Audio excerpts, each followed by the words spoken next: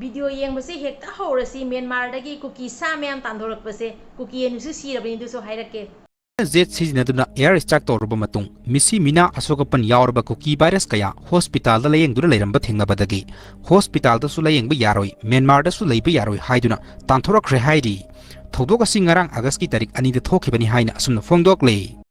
सा हाउकिप अनि यमसु चिंगदगी ओंदना सिरे अदो तारसी लोरपदा मोय तालकपसे वीडियो वारीसु लिरके अब ngasi ayu kuki ani lokhada pai thabadagi sikre jiri मणिपुरदा डिप्लॉय तोरंबा असम राइफल दो जम्मू कश्मीर जोगरे थाजदरो तावको पाउसे मणिपुरदा डिप्लॉय तोरंबा असम राइफल से कश्मीर यौखरे मैतै मसा अमगी ममलदी कुकी चामा सीतावनी ममांगदा हाइगिद्रो अदो खुदम न्यूजिंग म्यांमार दे हुजिग येंगो की अनि अदुगी ममिंगदी अहानबदा पखोथांग किपगेन सिनाम बोजांग विलेज तगी अनिसुबदा लेटमिनथांग किपगेन सिनाम बोजांग विलेज तगी नि हाइबा वफम थमले मखाताना मणिपुर कमाइना थुगाई सिगी हाइना मीटिंग तोबा लोइरगा नुंगदांगी पुंग निपान ताबा मतमदा हनखिबनीसु हाइना हवी हाइबा वफम पोस्ट असिगी कमेंटा सुचंद्र जुदोका सिंबोय मेचैना फोंदोकली मखासा पारी मोम चैनल से येंगबिरिबा मयाम पुनः फुई काय खुम नजरी कुकी मैम अगी कमेंट फत फतब मैम तौरको कहीं नोई से नाथवाई से प्रो प्रो प्रो प्रो चाक नुमीनेब अदो पारी मोम चैनल दी याम हराव नुमीनी न कुकी नोई मैम लमसी सिरकपसे नोई नरम चटकिनेब अदो तैसु वाली बांग्लादेश सोमदैसु नोई से मरु तुमना मुथटलनेना हाइग्रबनी नोई से करम मतो मोंग बांग्लादेश ते तालैये दुसु खंगेना हुजिक हुजिकसु ngarang tasu junta army na Myanmar dagi kaw kaw tandhore aduga kai season nei haino khangedana machine kari kai am season aragani noida halai bedo aduga asok apan leba hospital la yeng na leidu bauna chingthoga khongsek po khutek po myam ma thoklai bedo adu noina tawruba kuki noi myam da haigidro noina yam nokhibedo maitai ekhoi ima maira paibi gi matau tamaga noina lambi daga nokhibedo ekhoina haigidro ekhoi maitai amagi mamadi noi kuki chama chama ne bedo adu huji kuki pareng pareng ni sidhare iba mayam se adu huji junta army na so kakthare iba mayam na tandhore iba mayam do aduga kayano kulen phangam dori base aduga soklai iba palai iba mayam do asumaina noi loina kuki haiba kuki se mafam khudi maktai ni noi muthat na bo ji hotna rei bise kai gino noi se asuki mati phatta ba mahik ne base malem pum no ji khangba hogala abani aba aduna hoji kuki noi da haiga da badi Assam rifle so Kashmir jo gare phajana mathau pangdo ki dore aduga hauji hauji akhoi maitai athauba mayam su phajana mai mai gi mathau pangthok tana mahik mata sa kari ka akhoi gi Manipur se thugai na gi changak ka daba leiba taraga di nei khai gi aina maitai nongsa mayam ama maya ka na leiri bodo haujik ti maitai nongsa mayam hina tawtharak pa mayam yengo aduga hoji kuki asom dagi Myanmar amne tandhurai ba paring paring sali ba sa mayam do kadai de no changal leiru dori bojo khajik kharaki nate kadai de no changal leiru dori base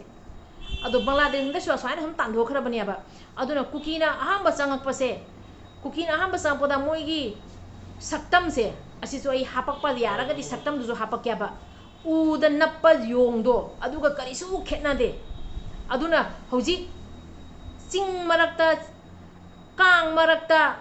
aduga saba thakpa phangda dana adumaina sum si na len doriba kuki noi naram chetkini aduga huji huji kuki singda yam marui ba wama haigadabadi noina nokhibado aduga khwaide luba warina jirida kuki na pansi ka noina WhatsApp group tawnaba video audio viral chatlibado amamang du haigidro kuki se sani noigi nakok tuga thop jaude noi nakok tuga halibado thini aba aduduna jirida kuki na pangani amasung Manipur da kuki pangani haibase noigi asi mapok sidi tokhidana mapok kaya po su adu du oiroi aduga noina khomjelluba kuki ni aina au phuding khomjelluba do loipano nammai de khongpak kauramaga moi kuki na te na chongdure I mayam do khangedana aroi bada noina ngasi Myanmar om dagi chendhori bado adumaina Manipur dagi su chendori bani karamba mafam da chendori bano noina asi si hujite khangat pa horo kadai da changa gana noi leiru dori base aina ado hujik haiga da badi maitai ekhoidi hana dagi ningdhoina palakpani na sum ningdhoina pandori bani kuki noidi noina tawruba mayam do adugi mahi chaba hora e mamang da su haigi bani ado kuki ching dagi ondhana siba khara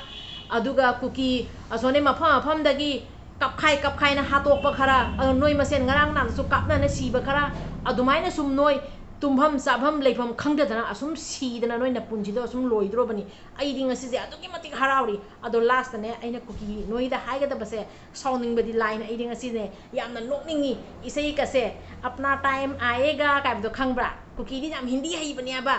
apna time aega ai do khangaba aduni akoi di matam mai ba matam mai se yadabani noi na khutta leidoi nate matam mai se leirak pada ko achumba sidi asum ngamna leidro bani maitai na kana da su lande maitai na kana ge pham su ngasi jo ba su hogi de aduga maitai da haurak pa mi oi di lem na khak mangoi ado hojik phangba hogul ai duni ya wali phangakini ado ichinaw mayam ngasi se yam harau ba masung nungai ba numit ni kuki siba kuki asomdai Myanmar omdai tandhok pirakpa zonta army na phajana masak sema thadok pirakpa aduga Assam rifle su Kashmir jau khare asumaina afa ba nungai ba pau mayam se taba siga thamoi se yam harauri ado kuki mayam na hoen bet comment tarok toi do ai ngai re ko bet comment kuki gi bet comment mayam ngai re ko noina na thoi chaga pro chaga bet comment tarok podo pari mom channel na thamoi se harauri welcome bet comment kuki gi bet comment duni pari mom channel la yam nungai jari base noina na thoi chaga machin ga thirak pa na thoi cha ngangak podo as pari mom channel sidi kya bolega harau bada ado ngasi se kuki noi harau dro noi gi lokha da jingkha da onthara ga kulen haina ani pai thagi bado aduga zonta mi na su tandhorok pa mayam do ngasi di kari sa sige khangde ahau ba mayam se sathage aduga asom dagi Myanmar am dagi sa mayam thok lai duna sa ba thak su phangamoi do phiron ju yawramoi do udan na payong dumaina leiram doi se nungai khare loisalage kuki mayam bye next video da mo pari mom na kuki mayam gi tamakta nungai ba video purakani ko ado kuki noi mayam aina noi gi video semakte aina noi saugini aina noi gi tamakta special video se ana purakpani ko ado noi khangjau bye ado noi gi Myanmar omde thador ko mayam do thador kharo khongtek pa mayam do thador uro swaina pona ka mi ani na jana ka pu do thador uro natraga saina nga ga idhar chala me idhar chala to adu thador uro natra karamba thador hai meno ado bye chinaw mayam video se matang se lo senjarage video se ga soidan yaw khiba kya le so ngak pi waina yengbi ri ba mayam punam ke pham dei kok nonjari ngarang nahan akoi meitai masa ani da moina admaina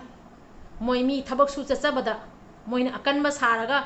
moi kuki nupi mayam ama amasung kuki mayam thomjallaga meitai masa ani do sangma ka moi makut chandai honaram bado aduga chakhi bado ngasi di thamoi se khara nge lauri kuki mayam ama zonta army na tandhorpa mayam do ubada thamoi se nge lauri ado kuki ani sigre tabase thamoi se duki matik harauri aduna moi mathakta karim bani ado isino mayam video se lo senjarage soiran yaw kheba kya lege so ngakpi hoina amuka so pari mom channel na yengbi ma mayam puna ge pham dei kok nonjari ibudo pakhang mana yai phare kanglei pak na yai phare aroi bada ifru bijati kanmina si angam ba thakta ayegi angam ba thakta thoga ifru bijati kan bagi lepmina si ibudo pakhang mana yai phare kanglei pak na yai phare